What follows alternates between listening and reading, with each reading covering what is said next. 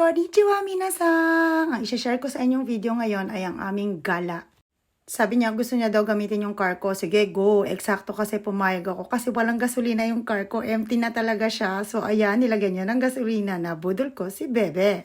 So maghihiwalay muna kami dito. Pupunta siya sa Red Cross dahil magdodonate siya ng dugo at ako daw, maghintay daw ako dito sa shopping. Ayan.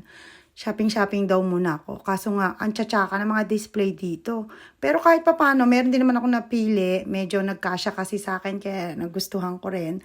Ayan yung napili ko. At after nyan, outfit check muna ako sa sarili ko. Napili ko pa lang siya kasi hindi ko pa nga binabayaran. Hinihintay ko si Bebing dumating at siya ang magbabayad. So ayan, kailangan siya talaga. Dapat jowa ang tagabayad lagi.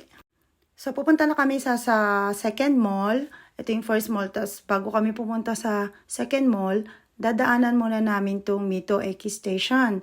So ito yung station na pinakamalaki dito sa Ibaraki. So hindi siya mukhang station. Tingnan nyo naman, ang daming kainan, ang daming restaurant, at saka bilihan ng kung ano-ano, mga pasalubong, ayan. So mahaba-haba din yung nilakad namin dyan. Kasi yung pupuntahan namin isang mall, nandoon yung favorite naming restaurant. So syempre, date na rin, kasabay na rin kasi matagal-tagal din kaming hindi lumalabas. So ayan yung aming pupuntahan, yung mall na yan. So makikita nyo dyan, ang dami ring display. Actually, dyan ako bumibili palagi ng mga panregalo ko sa mga Japanese friend ko na halimbawa may ikakasal, may birthday, dyan ako, pag nai-invite ako, dyan ako bumibili ng regalo. So, ayan yung kakainan namin. Nakita nyo, may mga chairs kasi may pila-pila talaga dyan.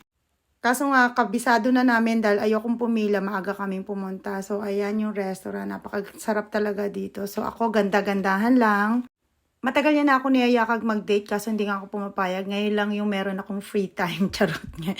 Talagang ako pa talaga may free time. So, ayan yung aming in-order. Super nag-crave siya nung niyakag niya ako dito. Tapos sabi ko, ayoko nga, sige, ang tagal ko na rin hindi nakakain dyan. Sabi ko, so ayan, balik kami dyan. Lagi namin binabalikan yan eh. Craving kami dyan lagi. So ayan, magbabayad na uli siya. And then, pabalik na uli kami. Tapos magbabayad na siya ng parking. Then, uuwi na kami. So thank you guys for watching. High-tech nung parking, ano?